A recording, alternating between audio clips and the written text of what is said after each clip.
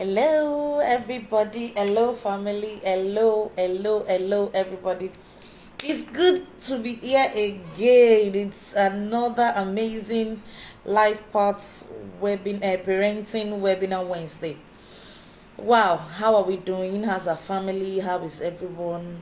And how's our precious teenagers, Joel children, toddler? How are they all doing? I welcome every parent and every guardian, every teacher, every authority figure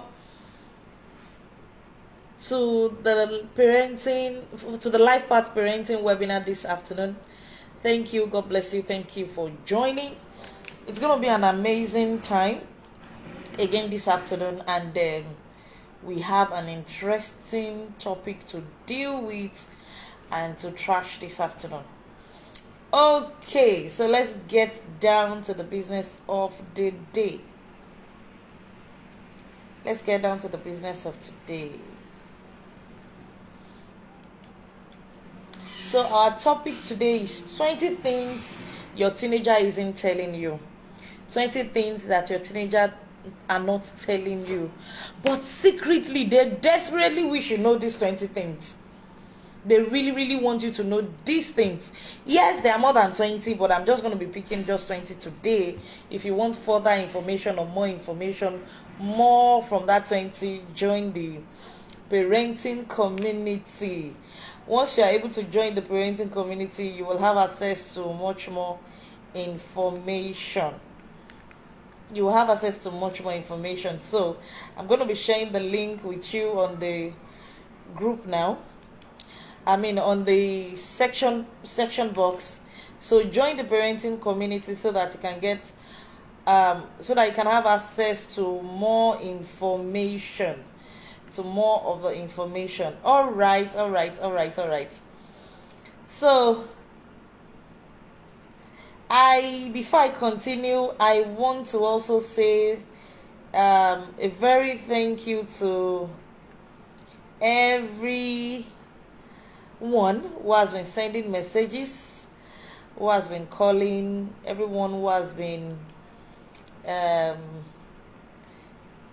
asking questions, and in one way or the other adding their contribution into this great course. I want to tell you that I love you all so much. Thank you so much for all your amazing feedbacks, questions, and all of the likes. Thank you so much. It is well appreciated. So something brought up this topic. Something brought it up, and I'd like to share briefly before I go ahead to tell us about the 20 things. So as you all know, I have a community of teenagers that God is helping me to breed, and we have the mentorship community for teenagers, and so one of these are mentoring hangout and time section. They were having a chat, and we were talking, and that day they were so vulnerable, and it was I'm not teaching, I just want to listen. And they were like, Mama, are you sure that is what you want today? I said, yes, I want to hear from them. So we started the conversation, and wow, it was a mind-blowing one. And they told me, they said, we'll really be happy if you can pass this message on to our parents so that they can know a little bit of what we are going through and how we want them to treat us, what we want to do better. Now, what started or what triggered this conversation was out of 30-something participants that I have in the mentorship group, and I taught them something about forgiveness, abusive relationship, friends, and toxic environment, and all of that. So, and that led us to one of the points that we talked about was depression. And so why some of them were doing the worksheets and the analysis that helps you know if you are depressed or not. And when they were ticking the box and answering the question, I found out that more than 30% of them are already depressed. So in one of the previous ministration I went to, like a speaking engagement I went through some weeks ago, it was a gathering of parents, and one of the parents asked me a question that, can a teenager be depressed? And I said, oh yes. Depression in teenagers is really even on the very high rate right now, and it's really rampant. And if care is not taken, is not stopping anytime soon.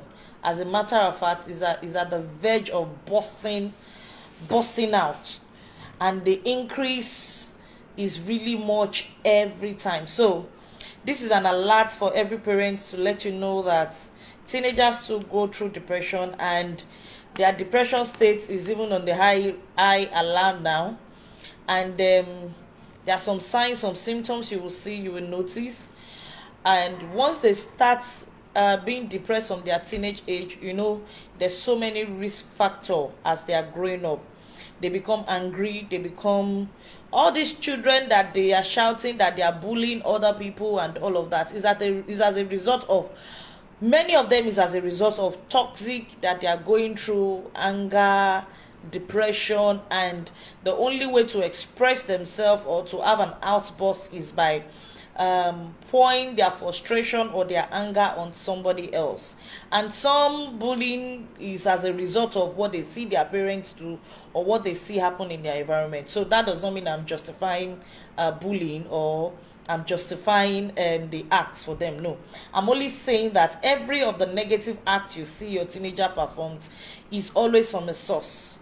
So before you address the bullying issue, you need to find the root cause. What exactly transcended to this child becoming a bully?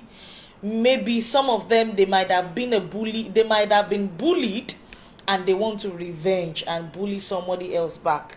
Example is like when they just enter into secondary school, this seniority thing, a senior harassed or bullied a younger GSS1 students. That stick in their mind, in their head, or even frustrate them for a very longer period, and they are patiently waiting for when I start wearing that trouser, you people will see where. And immediately they started wearing the trouser sincerely, truly, the spirit of that anger, the spirit of that frustration, and what has been done to them just aggravates, and action begin to play. And that is when you will see a whole lot of bullying and all of that happening. So by the time we got to that position, and I saw that when I'm having 30-something% bullying here, okay, let's deal with this issue. Tell me, what are the challenges and all of that? So we begin to talk deep into that, and many of them said that there are so many things that they would have loved that their parents do better, that they would have loved that their parents know, that they would have loved that can be corrected. So I said, let's do this. For those that cannot say it openly, I asked them to write it in the sheet of paper, and we had an amazing day. As a matter of fact, I was amazed to hear a whole lot of things that even myself as a coach did not expect that it's a problem.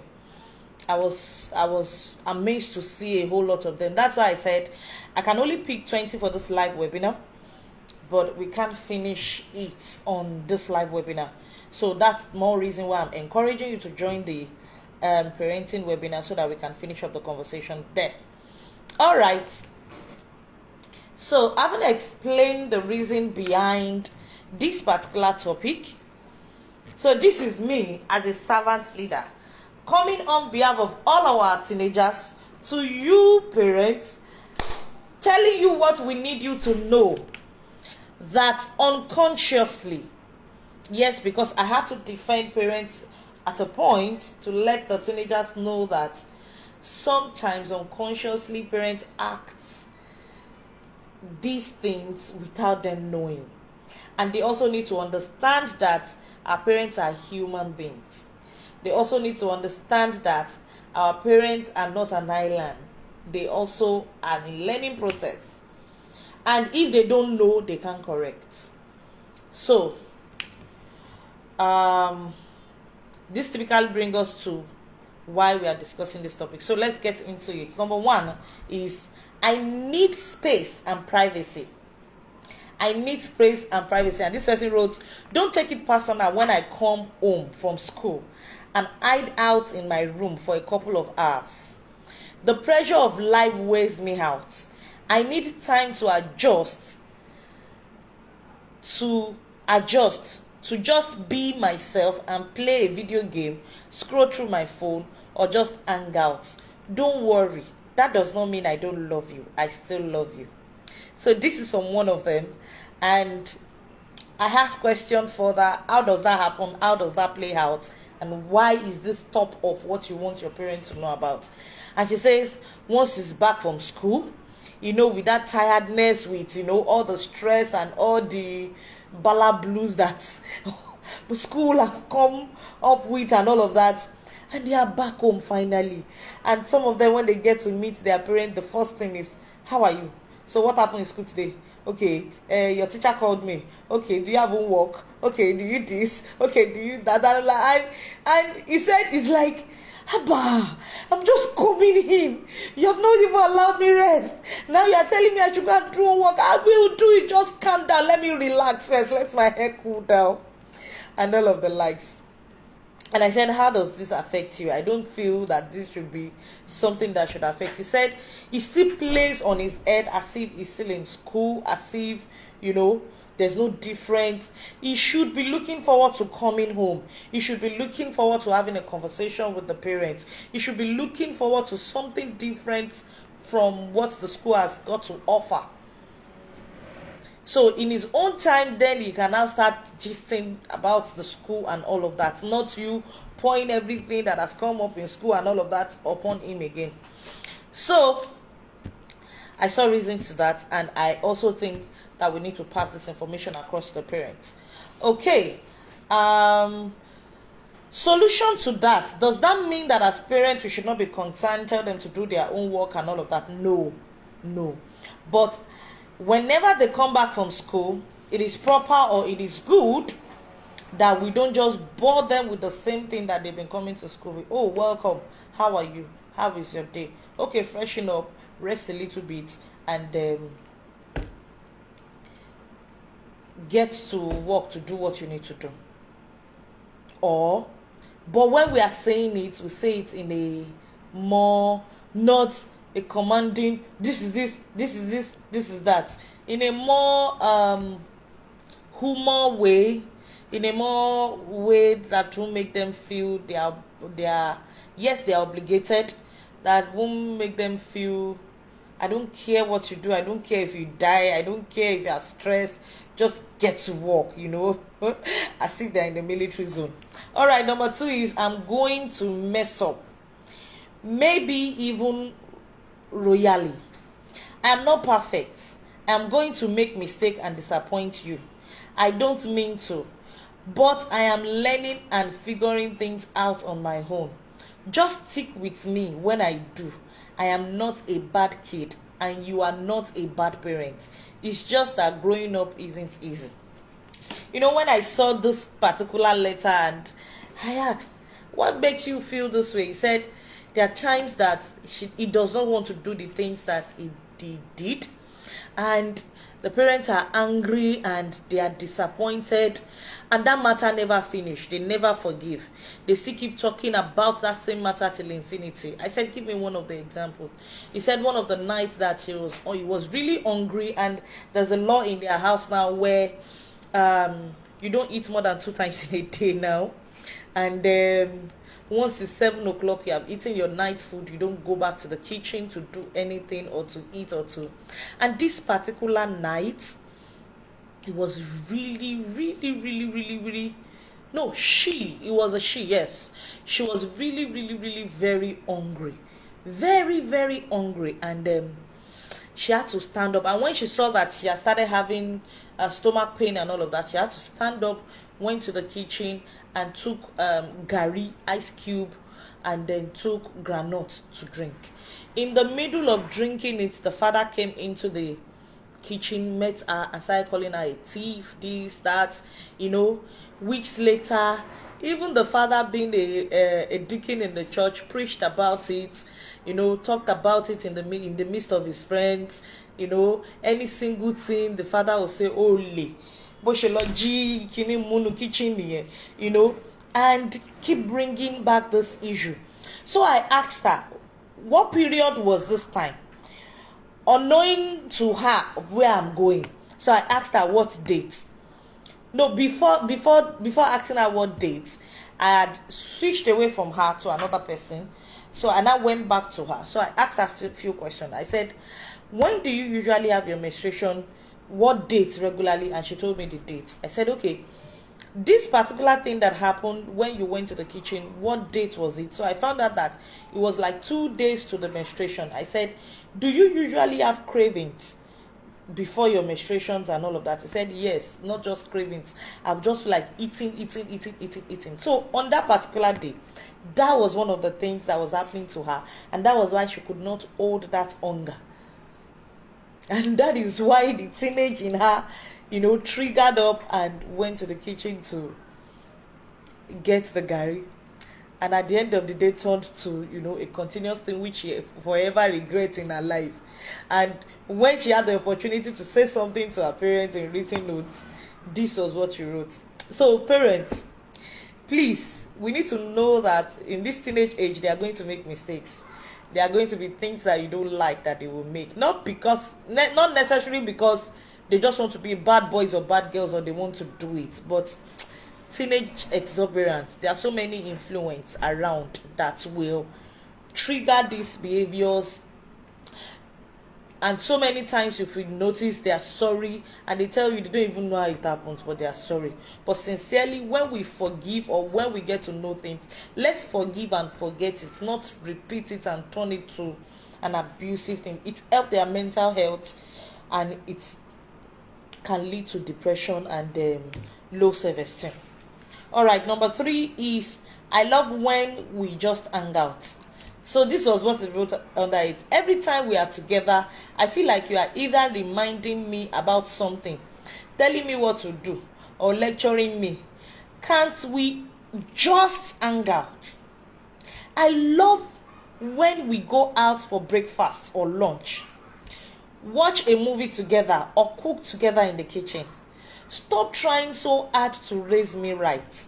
You are actually doing a good job already. Just have a little fun with me. So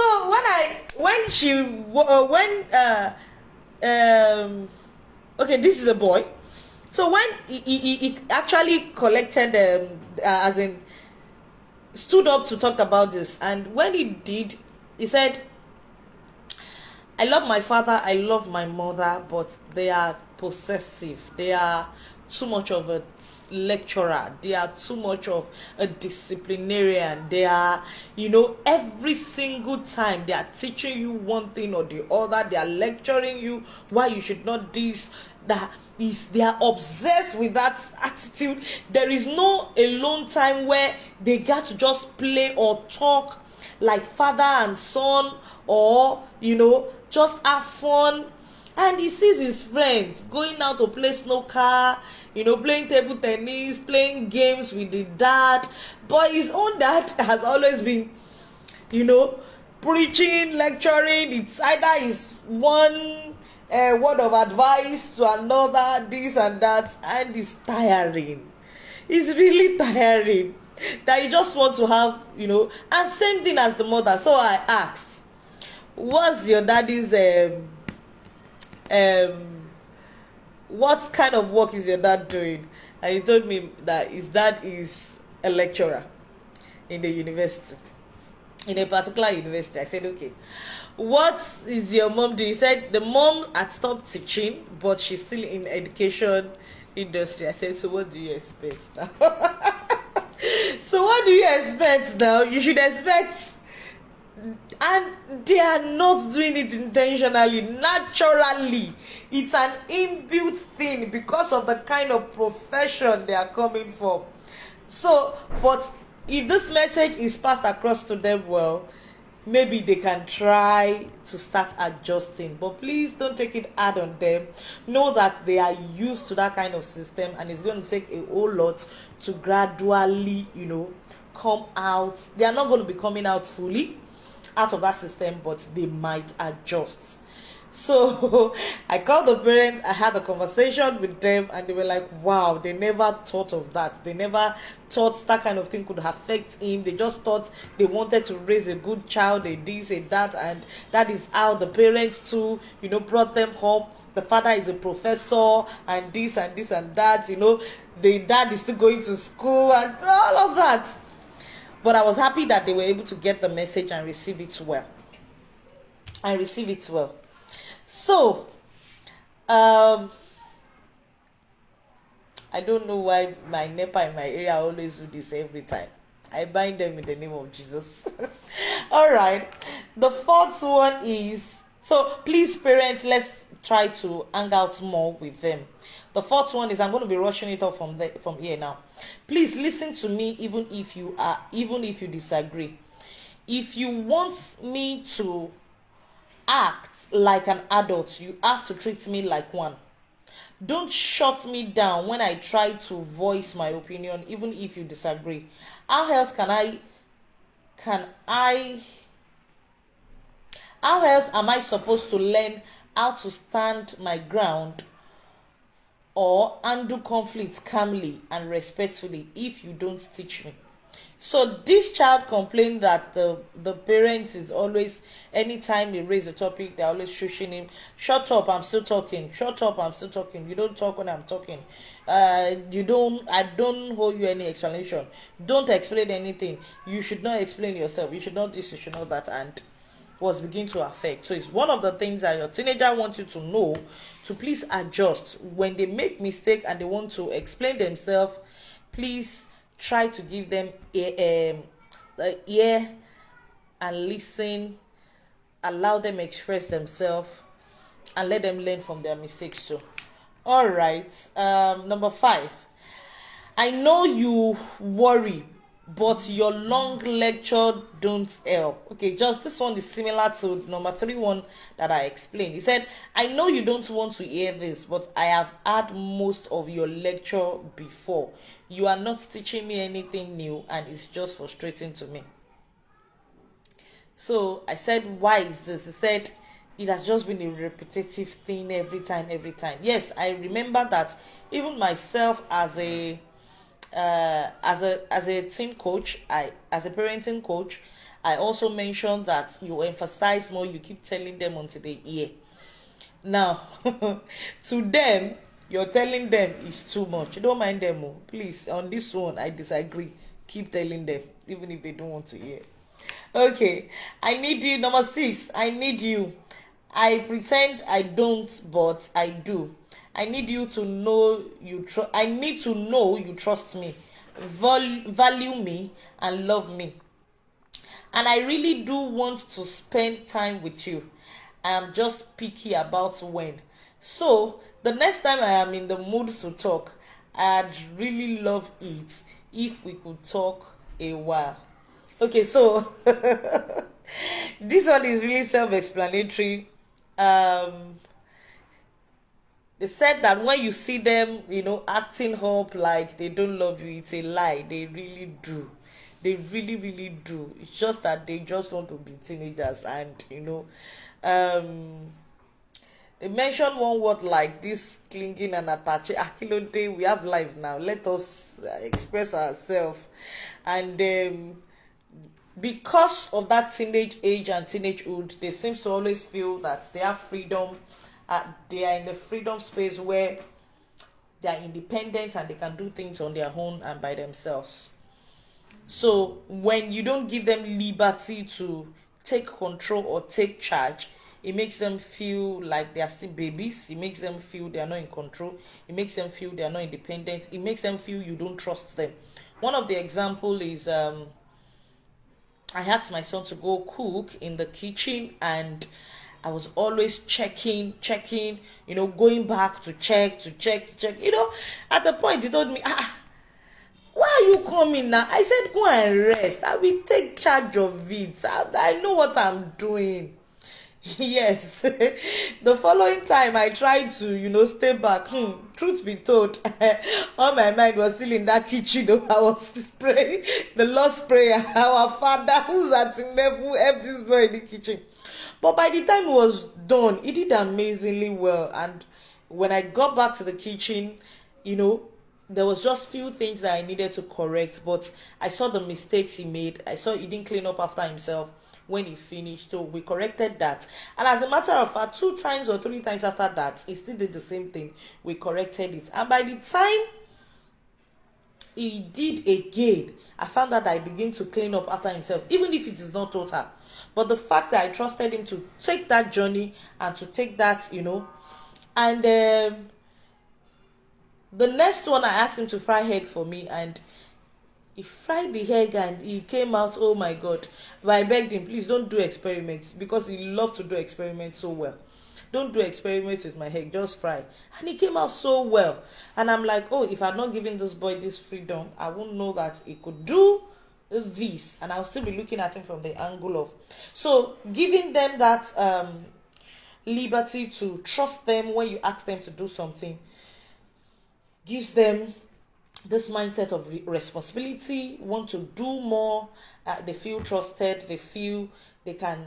And when they make mistake, please allow them make mistake, and you do correction. And when you are correcting, no matter what they waste or something, please, yes, I know we are bound to get angry, but let's control our anger so that we will not spit vapor to them.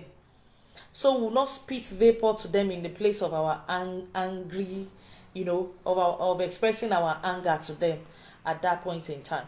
All right, number 7, he said, when you freak out, it makes me think twice before telling you anything else.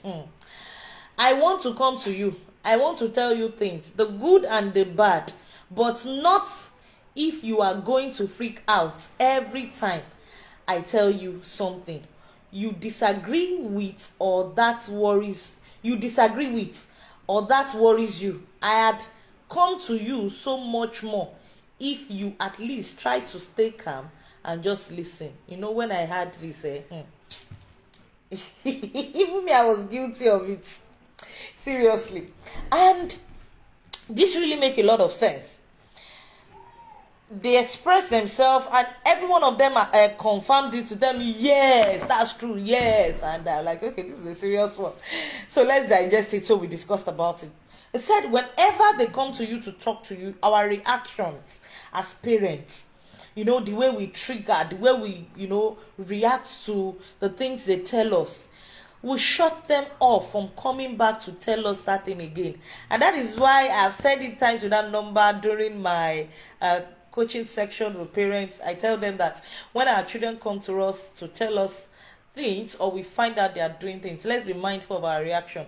If not, they will not come back to us to tell us something else. Some of our reaction is we overreact. Yay! I'm waiting for me.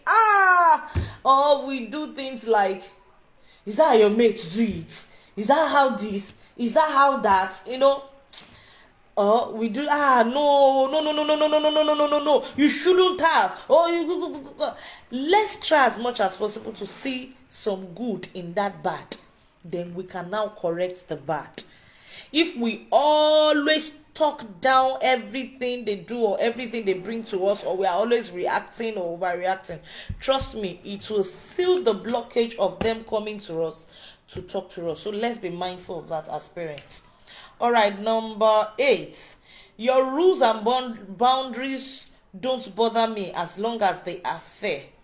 I know you want to protect, guide, and teach me, but when I mess up and the consequences are over the top, it makes me resent you and I want to rebel.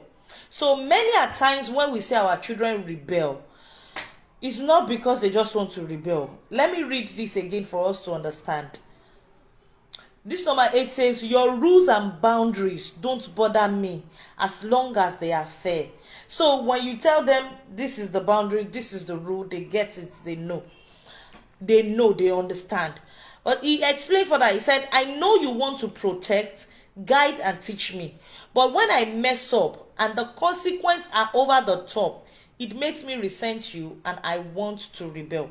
So part of the reasons why we see that our teenagers rebel is one of those reasons. When they do something and we as parents don't forgive it easily, or we bring too much of big deal out of it. Yes, it's a big deal, we know. But when we correct and where we need to leave it, let it go and allow them to learn. The fact that they do it again does not mean we should keep ringing it as bell into their ears. Just like the example I gave the other time, a girl that went inside the kitchen to eat gari in the middle of the night after the father had told her not to take any food after their night food. But because the father did not understand the reason behind that hunger that night, the father keep repeating, discussed it in church, discussed it in the deacon's meeting, discussed it when the family friend came, discussed it, and whenever he's having a conversation with her, he keeps repeating it only. That is how she went into the kitchen to steal or to eat, and he keeps saying it, and that made that girl hate the father. And he became disrespectful and all of that to the father. As a matter of fact, that was part of the reason why they sent the girl into my mentorship group. And by the time we got to the root cross, I'm like, yay. And when I explained to the father, I was like, I did not know it's a big deal. So the teenagers are telling us now to let us know that, oh yes, they know that you are trying to protect them. They know that you have your reasons when you give all those rules, all those boundaries. But when you now make the punishment, if they do over the top, then it makes them. But does that mean that we should not punish them? Please, I'm not saying that to punish them. Even the Bible said it, punish them when they need to be punished. But there are different ways of punishment. Okay. Number 9, I love all the little things you do for me. I may not always say thank you. Sometimes it might seem like I don't even notice, but I do. When you make my favorite dinner, do my laundry, run an errand for me, or help me with my own work, it makes me feel loved. I've said it quite without number on this webinar and even in our parenting community that for our children to know how to show love and compassion and empathy to others, it starts from us. And it starts from we showing and expressing that love to them and even to. So one of the ways that we can do that is when we live by example as parents. So sometimes it can be annoying that when you do these things or they are not appreciative. They are not appreciative and you're like, you cannot even say thank you. You cannot this, you cannot that. Trust me, they know the value of what you do and they are really appreciative. But teenagers will always be teenagers. But please, at every point where we need to let them know the act of being grateful. One of the things that I did for my girl one day was I bought her some set of panties and singlets and all of that. And, so I did not buy white color. That was the cause of... I bought white color and in the middle of it, I said, no, I'm not giving you this white color. Bring the white color. I will use this white color. And the next thing, she just took the rest of the panties and singlets and she just took it to her room and grill. And I'm like, no thank you, no anything, no problem. Instead of arguing with her, I went into her room, I packed everything and I took it back to my room. So I seized it for some days.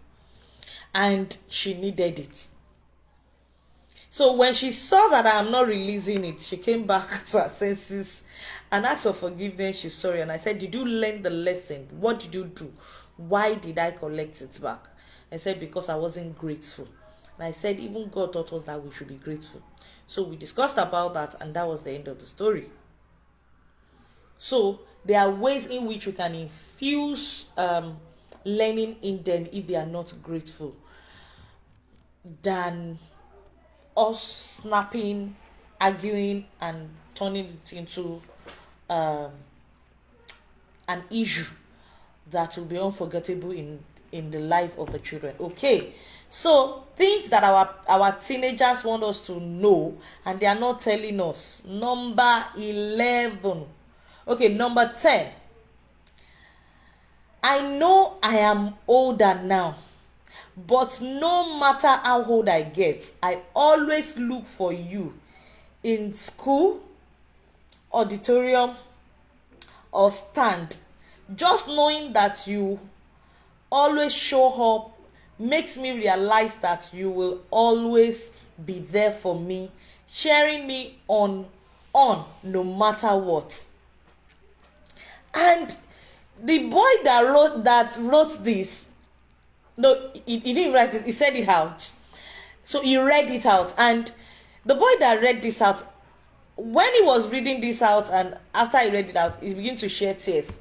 So I had to leave him to, share the tears finish. And I asked him, so why were you emotional about this? He said that he wasn't doing well in his academics, but he was doing well in sports. And he knows that his mom is a struggling mom, who is a single mom and has been doing all her best. But she did not, because of that, not come over to cheer her up whenever she has any games.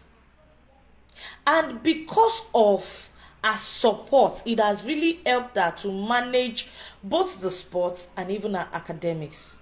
Yes, he's not 100% yet in the academics, but at least he has improved because he had the support of the mother. And I said, are there days that you did not see your mom on the field, on the pitch? He said yes. One of the days that she did not show up, that he felt like something was missing. He felt like it was not enough. So he really appreciates and is grateful, and is even helping him to fill the vacuum of emotional and downcastness and self-worth in him, because we've been working on his self-esteem for some time. So you see, part of the things that I used to discuss with us parents is show up no matter how busy you are. Trust me, they are counting it for you. You are not in parents meeting. You are not there to collect their results. You are not there when they need you. You are not there on the debate day. You are not there, and they now come back, you now asking question. In their mind, they are saying, why didn't you come? Why are you not there? Why are you asking me question? Just like I said, one of the best way to show or to tell our children or to teach them empathy, to teach them love, to teach them responsibilities for us as parents to first leave it as a good example. So one of the way you can show them that you love them is to show up to things that are important to them. To show up to things that, make sense to them. All right, number 11. I'm going to be rushing this now because of time.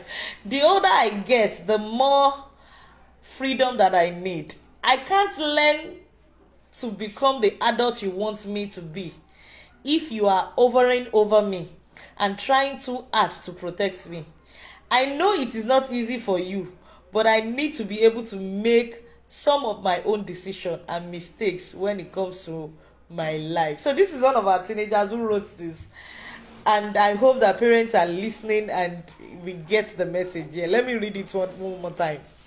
The older I get, the more freedom that I need. They said you should not shock them. They said you should give them space. They said you should give them, some space to take decision, to trust them that they are able to take some steps and some decisions themselves. I can't learn to become the adult you want me to be if you are hovering all over me. So please, parents, let's reduce our hovering. I'm not going to say we should stop it, but let's reduce it and put some gap, just some gap. Let's begin to watch from afar. Okay? Or trying too hard to protect me. I know it is not easy for you, but I need to be able to make some of my own decision and mistake when it comes to life.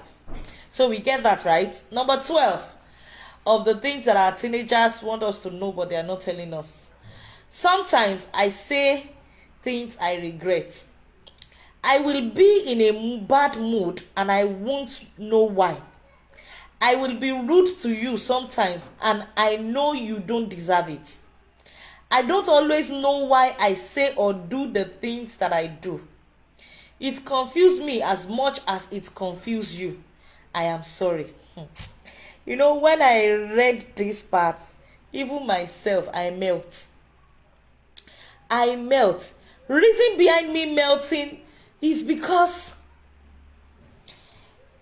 I, as a coach, I have taught parents that in teenage age there is something called emotional roller coaster for them. Some things is growing in their body, so many changes is happening, too much of sleep, sometimes, especially for ladies, sometimes they don't understand the abnormalities happening and all of that. And sometimes mood swing. This mood swing thing just comes and go, and it can be very alarming. And you see them all of a sudden, without nobody, they will just be angry. They will just be, and they bring their frustration and their anger on we parents, and they just say some things without thinking. And we are wondering, you are disrespectful, we are this, we are that. That day, I had to practicalize it and put it into thinking that, this is true. Before we judge them, whenever they do or say something, we should put into consideration the emotional roller coaster that they go through, that they cannot explain themselves. And that is why you see that when they had done that act finish, or they had been insultive or aggressive or angry, or when they come back to their senses, they are like, I'm sorry, I don't know why I did that, I don't know, I can't help myself, I'm sorry. It occurred to me that day that, wow, we've been unconsciously missing that part as parents and interpreting it to rudeness and all of that. Yes, it is rudeness. Rudeness is rudeness. This is African home. Rudeness is rudeness, no matter your emotions and all of that. But in this act, I want us to begin to teach them how to control their emotions, how not to help them, their emotions, to get the best of them. Because when this person talked about this that day, I had to start going into lecture on, okay, let's talk about how to control your emotions and your anger and all of that, and how you will not let it put you into trouble. Because you can't keep saying you don't know, and it keeps putting you into trouble. So that is what I feel that we should do as parents. Okay, number 13.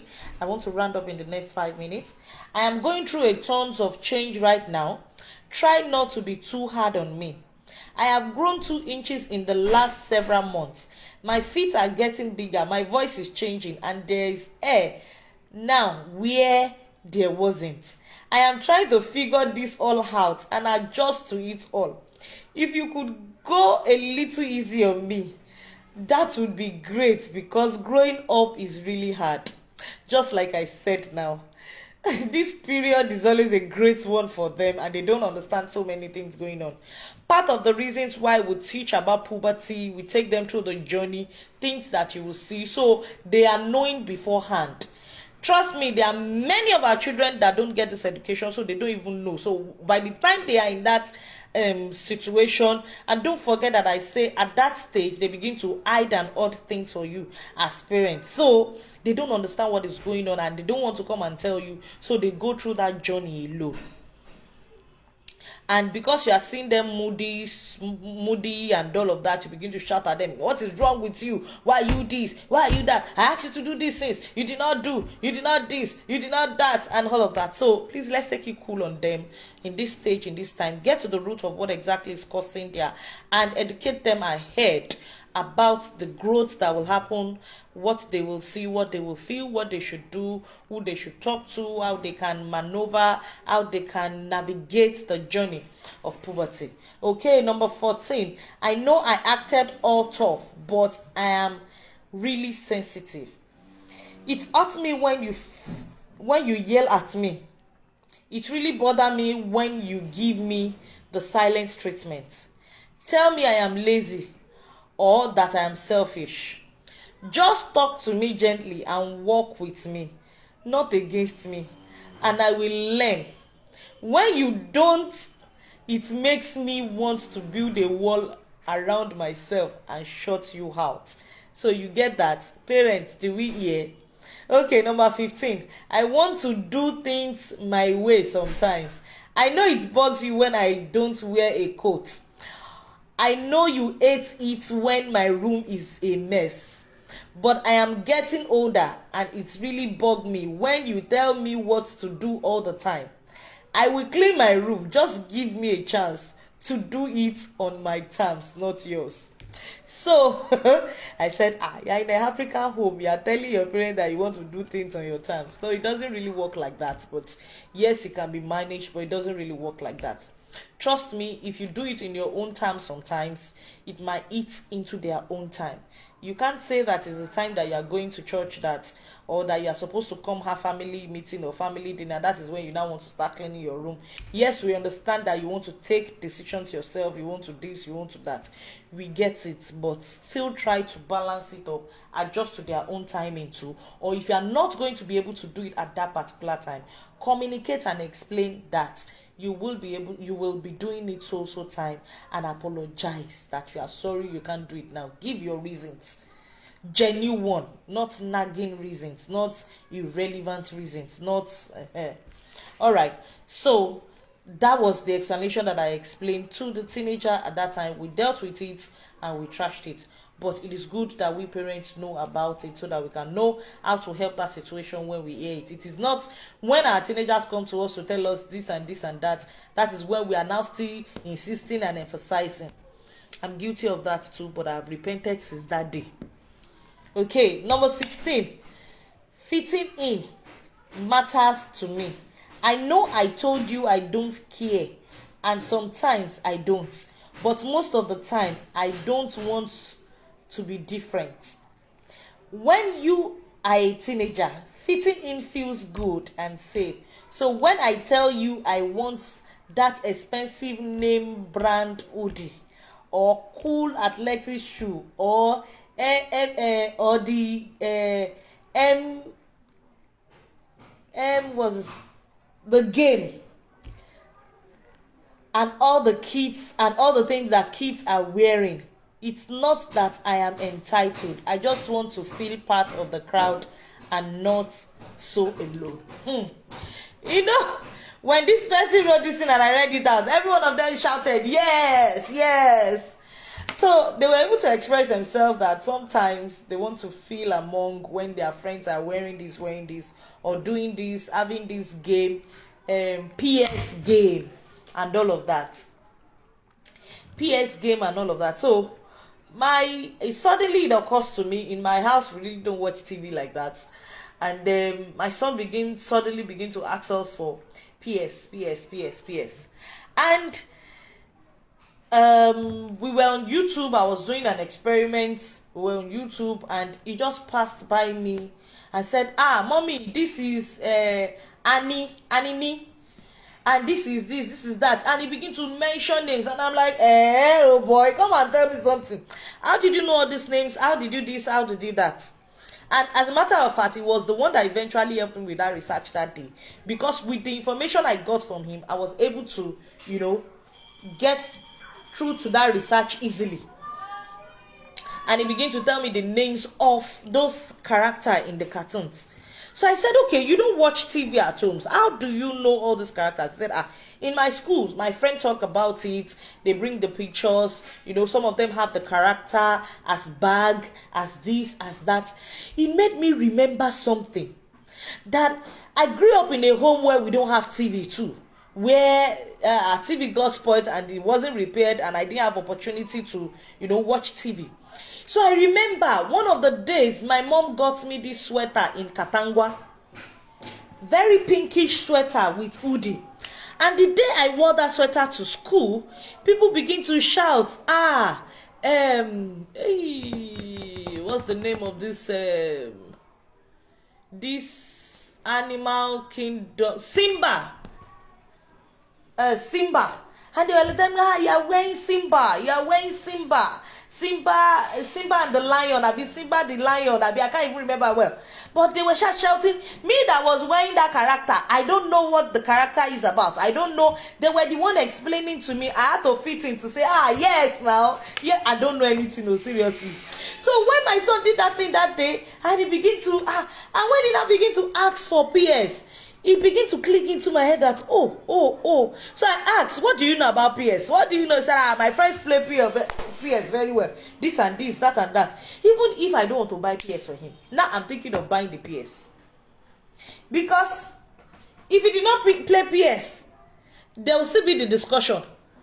And there's this feeling that he's going to feel left out. And aside that, there is this thing he would do to his self-esteem and all of that.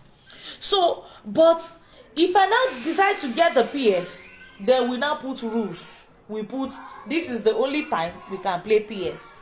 You play PS once you are done with, on so day we can, on so day we cannot. Now let's have an agreement. If you go against this rule, we will relieve you from. So we now have to start bringing putting boundaries and putting rules over what it is. But what this person is simply explaining to us is that there are some times that they need some things, not because they are selfish, not because they are not understanding that there is no plenty of money at home and all of that, but because it's things that they see. I talked about peer influence, peer pressure. They see it, not necessarily those ones telling them to buy it or telling their parents to buy for them, but because in the environment they have found themselves, it's things that they are done. They too want to feel among, they want to feel belong. And if they don't, it start affecting their self-esteem. They start pulling out of that. Alright, so I hope we get that as parents. Number 17. Nagging does not work. I don't know how to tell you this, but I turn you out when you nag me. It makes me feel incapable when I am not. It makes me feel like you don't trust me when you can. Leave a note on my dresser. Send me a text or tell me once. Okay, maybe twice. I probably might forget. I will get it done. Just don't nag, please. And this was stretch the please.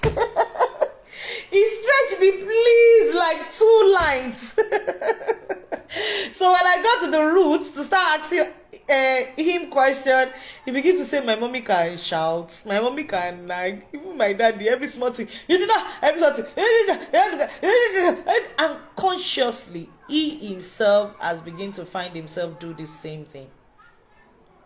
Because I told you there are patterns, and whether you like it or not, our children see what we are doing every time and they begin to pick from us, just like we too pick from our parents. So I think that is self-explanatory enough. I want to round up this class. Okay, number 18. No, you are not cool, but I love you just the way you are. You are not the coolest parent on the block, but that's okay. I don't need you to be cool. I don't always say it. I don't always show it, but I really do love you. I have a lot of growing up to do physically and emotionally. If you can just keep loving me every step of the way, I promise I will come around. Just give me a little time to grow up. Just give me a little time to grow up. I want to read this number 18 again. You are not the coolest parent on the block, but that's okay. I don't need you to be. I don't always say it, I don't always show it, but I really do love you. I have a lot of growing up to do physically and emotionally. If you can just keep loving me every step of the way, I promise I will come around. Just give me a little time to grow up. Okay, so when this particular teenager said this thing, I knew that it was beyond our class. So I had to make an arrangement for the parents sitting. and even he himself. And that is after I had found out from him the reason behind this. And he said that he had done some things that made the parents to lose trust in him, and he feels they don't love him anymore. And they were disappointed, and they find it difficult to forgive him. And because of that, it has leave him into the dilemma of, I just be living my life, and he really regrets his action. He wants to be a better person, but he's not even getting it from the parents at all. So I had to call the parents after myself and the boy had dealt with this issue, and I had to let him read this to the boy, letting him know that to the parents rather. And both the father, the mother, the teenager, they all shed tears. They understood the message and they picked it up from there. I also had a conversation with the parents, letting the parents know that yes, in this stage it is normal that the teenager will go through some hurdles and will do some things. But Yoruba used to say something, taba forward tumbo mowi, ama fi owo si fa pada. Yes, it can be it can be very hard sometimes, but we really still need to. Okay, I'm going to be stopping here. Today. If you want more of this conversation, let's meet in the parents group. I've sent the link on the comment section. Please join me there so we can finish up this conversation there. All right, so everyone that joined today, I want to say a very big thank you. I hope you have been able to learn one or two things, and I hope that this meets you well. Please do me a favor. If you really love me and you want to encourage me, share this with friends and family so that somebody somewhere somehow can learn from this webinar and do well in this aspect. All right, thank you so much for joining. Please, let's meet next week again by the special grace of God to do this again and again. God bless you, and bye for now.